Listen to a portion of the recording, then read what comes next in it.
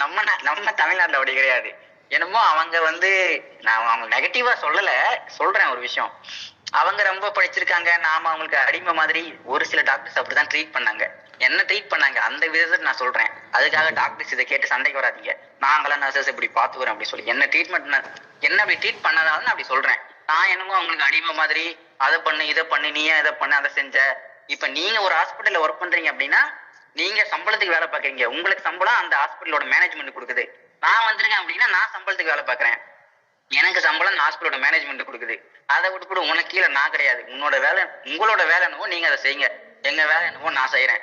So இப்போ ஒரு நர்ஸா இருக்கீங்க, உங்களுக்கான வேல்யூ வேணும் அப்படின்னா அப்ராடுக்கு வாங்க, உங்களுக்கான வேல்யூ கிடைக்கும். ஏன்னா அந்த மாதிரி இருந்துச்சு. இப்ப நான் தமிழ்நாட்டை விட்டுட்டு இங்க வந்து பாக்குறேன், எல்லா விஷயத்துக்கும் ஷாக் ஆகுறேன். என்ன ஒரு நர்ஸுக்கு போய் இவ்வளவு ரெஸ்பெக்ட் கொடுக்குறாங்க, இவ்வளவு மரியாதை கொடுக்குறாங்க, இந்த மாதிரி ட்ரீட் பண்றாங்க.